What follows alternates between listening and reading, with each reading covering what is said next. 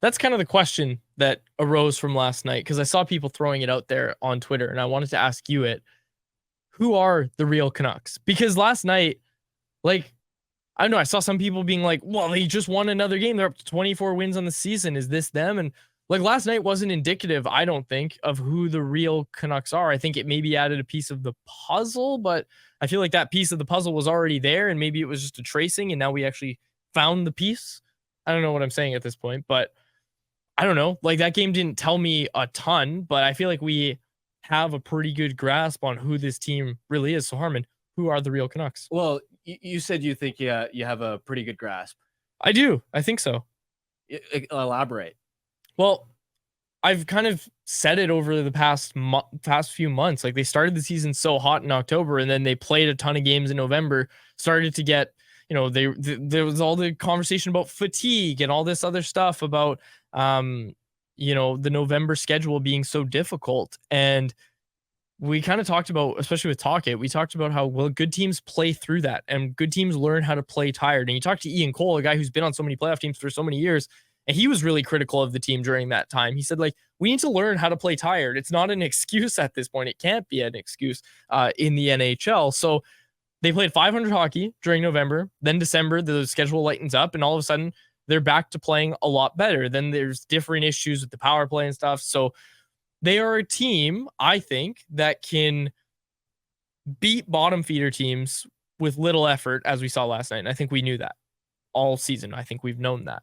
But they're also a team that I don't think yet can be considered a Stanley Cup contender. Like they are not that elite level team yet. Maybe that's not the right word, but the upper echelon where you have teams like the Rangers, the Bruins, the Vegas Golden Knights. I think LA is knocking on the door. LA has been very good this season, but I think they're knocking on the door. I think they're closer to being in the Canucks tier than they are being in that tier with, the defending Cup champions in Vegas, right? I still think that's where the Canucks are. I don't think they're a Cup contender, as has been thrown around a few times recently. Yeah, I'd agree. I think they have more to prove. The one thing you have to keep in mind is they've had practically everything go right to this point for them to be in the position now where they have the best goal differential in the NHL. They're fourth best in the league in terms of point percentage. And what I mean by that is, first of all, your core players have all been healthy, right? Yes, Suter's missed some time. Yes, Soucy's missed some time, but I'm talking your actual core best players have not had any extended absences, which is not going to happen every single season, right? So you've been fortunate in that way. You also have a bunch of players scoring at career high rates that may not last, right? Like Brock Besser has been in the Rocket Richard race. How many seasons has he played in the league and never been at that level before? Yeah. Right. So he's a guy that type of elite form may not last. Sam Lafferty's close to a 20 goal, 40-point pace, which he's never been that. Dakota Joshua's already at 9 goals, which, yeah, he's breaking out, but I don't know if he's going to be that level all the time. Blue Goose got 13 points in 23 games, which over an 82-game season would be a 46-point pace. He's never been that over his long NHL career. And the other aspect, too, is they haven't quite proven themselves against top teams yet. Yeah. In terms of the LAs and the Vegas type opponents, which is a huge, I think, test for them over the second half is how are they going to look over those types of opponents? And it's a great test, not only in terms of giving this market an indication of, okay, where do they actually stand among the top teams in the West, but also it's going to be extremely consequential in terms of those are 4-point games and determining who's going to win the Pacific Division and get an easier round one matchup. So you're already kind of going to get an answer before the playoffs, if that sort of makes sense. And look, it is a really wide range in terms of trying to figure out and ballpark where the Canucks are at in terms of the best teams in the NHL. They're probably somewhere between like the 6th to 12th best, which is a really wide range. And the second half, I think, against more difficult opponents, if they run into more adversity in terms of injuries or certain guys slowing down, and of course, what they do at the deadline, those factors, I think, will determine where exactly they sort of land within that wider range I mentioned. That's at least how I'm looking at it. I'm trying to figure out if they're as close as some people seem to think they are. Like, if we agree basically that they're not quite at that upper echelon because they haven't yet proved it against those top teams, if they're not quite there and they're knocking on the door, can they kick open the door by going out and getting Jake Gensel, by going out and getting Elias Lindholm? Like, does that push them to that next level? Another thing to consider, Harmon, we have not yet seen Carson Soucy in the lineup while Nikita Zadorov is also there. And I think that's one thing that, like, Zadorov hasn't been a world beater by any means, but like Myers wasn't playing shutdown pair minutes until Zadorov got here. And now he is. So now you have new value in Tyler Myers to an extent. Now you're adding Carson Soucy to this defense group. And that's another question that we're going to ask later. It's kind of in the anyone else section a bit more, but like we have not yet seen this team with Carson Soucy. So it's almost like they're adding a defenseman to this team again. But you're not going to, like, your entire blue line's not going to stay healthy over the course of the season. Like, I get what you're saying, but like inevitably it's rare both up front and on the back end. Like that's the best case scenario of, oh, we've got this blue line right now and we're adding Carson Soucy to it. Yes, but more likely than not, somebody else is going to get banged up, and then you're going to be like, okay, well, you know what it's like? It's like for the longest time up until now, we never got to see, Suter and Bluger both in the lineup along the centers. And now we're finally seeing it. That's the best case scenario. But as we saw with, PDG just going down the other night, like and his injury doesn't really matter. But again, I just think Canucks have been fortunate there. Like, I'll give you an example, like the Rangers, they're playing at this incredible pace, and they've had Adam Fox miss 10 games. Philip Hedl, their second line center, has missed all but 10 games. He's going through concussion issues right now. Kaapo Kakko has only played 20 games. So it's like Canucks haven't had that type of run, right? Or like the Leafs had 3 of their top 6 defensemen out of the lineup at one point. Boston had McAvoy out for 8 games, some of it because of injury, some of it because of suspension, and Grizzly, who also plays top 4 minutes, has only played 22 games, right? Like, just those are just quick examples that come to mind. They haven't had like... Yeah, so you're saying that the Canucks aren't yet there because those elite teams remained elite even when they lost top talent. And look, I don't think either of us are going to disagree on the fact that the Canucks might look a little different if they lost their equivalent to those players that you just mentioned. But I'll also say this, like, what when we're having this discussion of what exactly are the Canucks, it's a moving target. Like, I'm not sitting here right now saying, oh, this is definitely what they are. Like, I've given you a wide range of, okay, like my initial sort of spitballing it, back of the napkin type look at it is maybe somewhere roughly, without having done a deep dive, maybe somewhere between the 6th and the 12th best team in the league on true talent. They, like, again, what they do at the deadline, like, that's, I don't know the answer to that. You mentioned, like, oh, if they add another like Gensel or Lindholm type piece, like, what does that do in changing the complexion and the upside of this team? I don't know the answer to that. I'm buying in a little too much, maybe. You also have to factor in that those teams that they're in the mix with are also going to be adding pieces at the deadline, right? So, but that's my point. Is gradually get better. But how many pieces are there to go around, Grady? Like, how many? Who's going? Like, who's Vegas going to add if the Canucks go get? I don't know. And we live in the Gary Bettman parody world where how many teams are truly out of it? Like, there's so many teams in that mushy middle. It's going to take closer to the deadline until we actually see the true sellers. Now, there's a few, Chicago, San Jose types, but like, how many players on those teams are actually going to be difference makers or an upgrade at depth for those contenders? Right? I would say there's like, and I'm just spitballing, I need to look closer, but I would say there's like 3 difference makers available up front at the deadline. Like, there are 3 difference makers that the Canucks are going to want to at least be in on. And I think including Adam Henrique in that conversation is probably pushing it as well. Yeah. Like, to make it 4, that would be kind of pushing it. But the big one for me, I've said it a few times and I'm getting more and more increasingly on it, on the Elias Lindholm train. Like, go get Elias Lindholm. And I'm going to answer my own question, Harmon, about what are the Canucks if they go get Elias Lindholm? I think they're pushed into that upper echelon of teams. I really do.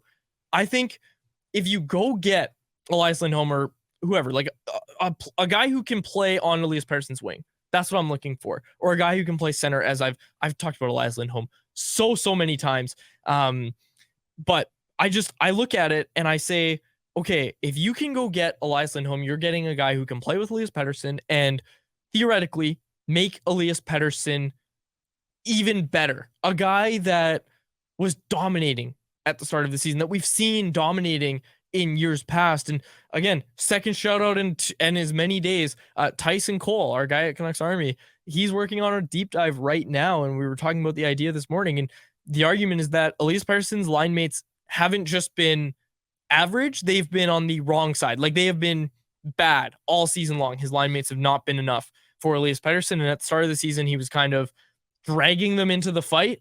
And just lately, he hasn't gotten any help. And I think last night was a really easy night to kind of see that with your own eyes rather than diving into analytics on it. Was Elias Pettersson's looked on recently. He looked really good yesterday as well. 2 goals. Obviously, I know one of them was a big assist to Jake Sanderson there, but like Elias Pettersson looked on last night, and that line didn't look good, even though he looked very, very good as an individual. I think it's becoming painfully obvious that this team needs to go get a winger for Elias Pettersson. I think it became even more clear last night.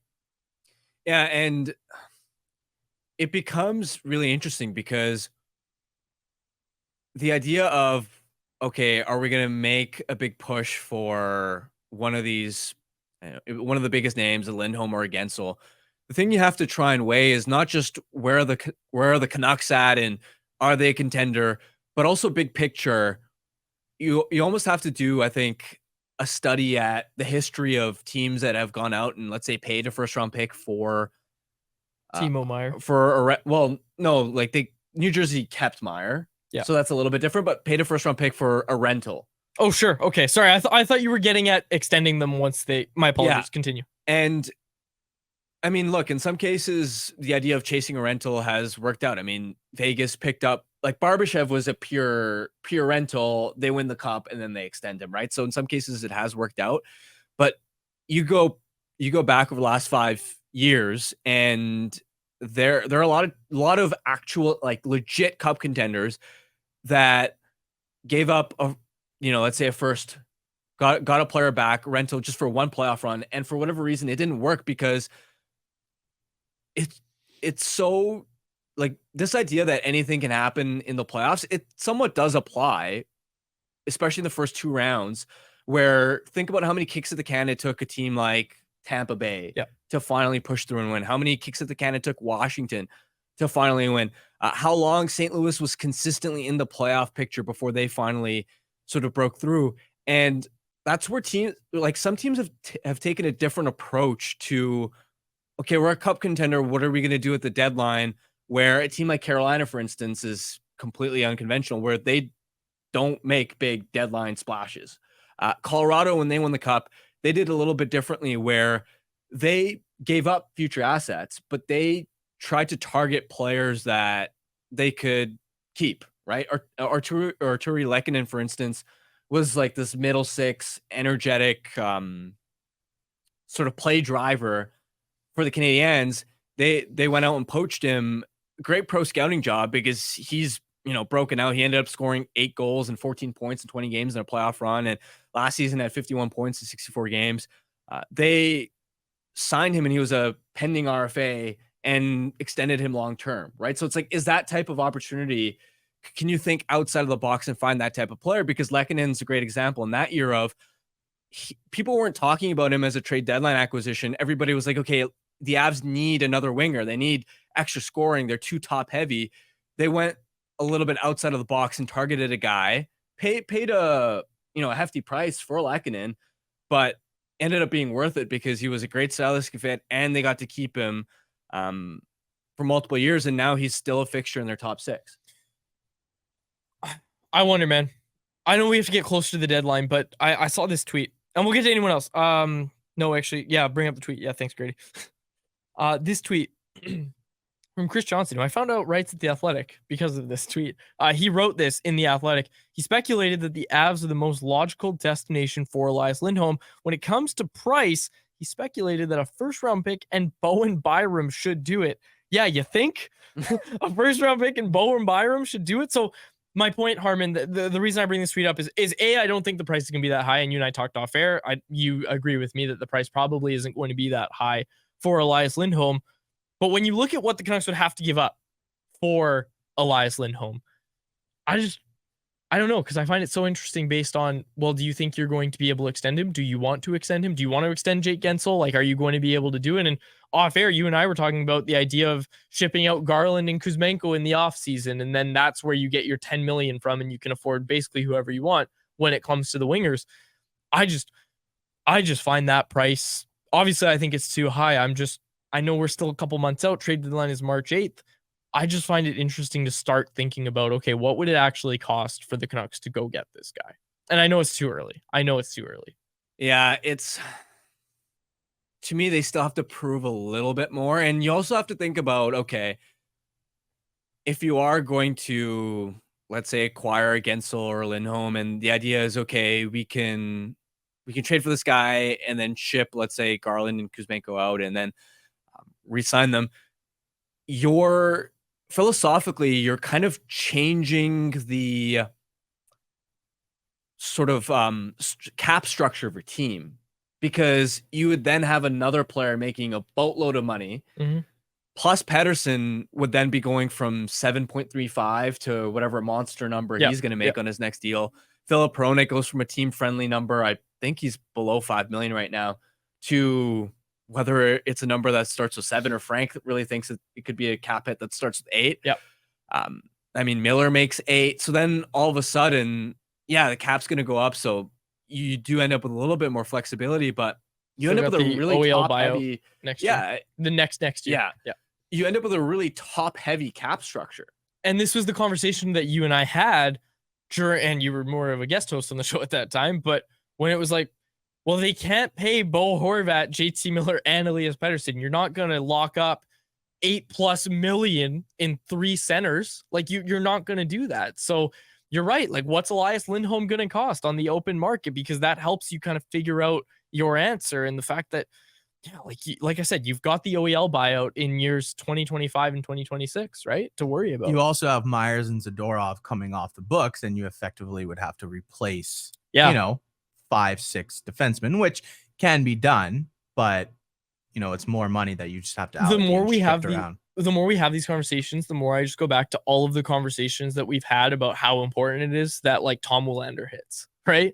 Like, the guys on their ELC come in and can actually be good, or even they're like second contracts. Like, how huge is it for this team if they can walk away from Connor Garland and then Vasily Podkolzin turns into a play driving winger overnight? But that's the thing, like, that's philosophically, it's so interesting, because then Garland becomes a luxury you can't afford. And like, if you took out Garland from this lineup, like, what would happen to the third line? I don't think that third line is anywhere close to what it is right now. And all of a sudden it changes the complexion of the team, because what's really clicking for the Canucks right now is that they have all 4 lines can contribute. The top 6 has a night off. The third and fourth lines are able to pick up the slack. But then if you're going to go out and you're going to target another big name, and you're going to decide that, okay, Garland's a luxury at some point, then you're really, really top heavy. And then you end up with, like, the whole Leafs debate, where it's like, you have so many high priced forwards, and those are stars. Stars are really hard to find, but then your depth is there's constant turnover, and it's you sometimes wonder if you have enough secondary scoring, and whether those third and fourth lines can be good enough for you to actually go in a deep playoff run. Okay. But at least now, though, they have guys like Archie Baines, hopefully Linus Karlsson here, that they have something in the farm they could potentially slot in. Now, how well will they actually do and how much of an impact remains to be seen. But we saw in past years, like, there was nothing down there other than, 28-year-old, 29-year-old AHL veterans, guys like Sheldon Dries. And no disrespect to Sheldon Dries, but it's just nice to actually have organizational depth down in the minors and even down the middle with the big club. Like, look at Suter and Bluger right now, how much of an impact they've had, right? Like, the center depth on this team hasn't been this good probably since, 2011 heyday. you need to draft and develop well. And speaking of which, like we were talking about Jake Gensel. Like, do you remember when Jake Gensel broke into the league? This is a 3rd round pick that was basically a nobody in the AHL. He comes up and he plays with Sidney Crosby, and now he's like this awesome winger. Like, he was basically a nobody when he came up. Like, I don't even know what the Canucks equivalent of that would be. Like, I don't know. Like, they don't even have a 3rd round pick in Abbotsford right now, do they? Like, I'm trying to think. Maybe Aiden McDonough. Was The Canucks. Klimovich a 3rd? No, he's second Or round. second, yeah. Yeah. Regardless, I mean, sure, Klimovich might be a fine example. He's not going to be that. Hey, you never know. Maybe in the rafters next to Pavel Bure. Who knows? Klimovich might, it might be the example, the comparable of like, yeah, sure, we had to walk from this guy because he was going to cost too much. But hey, here's Danila Klimovich, who we've now turned into a winger that can play with Elias Pettersson. Bad example. Bad example. Like, that's the equivalent of Jake Gensel is what I'm trying to say. The Canucks need to go out and get their own Jake Gensel. And I think that's what this management regime is kind of bringing from their time in Pittsburgh. Like, this was the management regime with Rutherford, of course, as the president, that went and did that in Pittsburgh, right? Like, that's what they did. They went out, they drafted a guy like Gensel in the 3rd round. They had a strong development system in Wilkes-Barre, Scranton, and then he comes up and he's playing with Sidney Crosby. That's what this team needs. And they had good college free agents that they hit on. And, exactly. They have McWard and Hirose down in the minors, and that remains to be seen how much of an impact they can make. But, it's drafting is obviously key, but if you can find some value in the margins of NCAA and European free agents, and look, that's where they found Kuzmenko, right? Guy like Linus Karlsson there too. So, yeah, I mean, totally. You need to have that. You need to have that as an organization. Like Karamaki, I think, is going to be a huge kind of, we always see the contract value per dollar production with the ELCs. I think, based on what we've seen this year in the SHL and the World Juniors, like, he's going to step in and put him on a line with Pettersson. The amount of shots he takes too, right? Like, think about right now, Kuzmenko last year, all those goals he had, he wasn't taking a lot of shots. Whereas you put a guy like Karamaki in there, he's going to be firing the puck. And Pettersson will find him in those soft spots. With Alvin saying that they hope he starts or that he spends a year in Abbotsford, like, he's going to be a really good litmus test for this development staff that we've thrown a ton of praise toward, right? Like, can they turn him into a legit top 6 NHL player, right? That's the litmus test for this development staff, is what can you do with this actual high-end talent that we're talking about as this great winger. What can you do with him if he spends some time in Abbotsford? Canucks Conversation with Harmon and Quads every weekday at 2 p.m. Be sure to check it out on the CanucksArmy YouTube channel, and if you missed it, go check it out on your favorite podcast catcher app.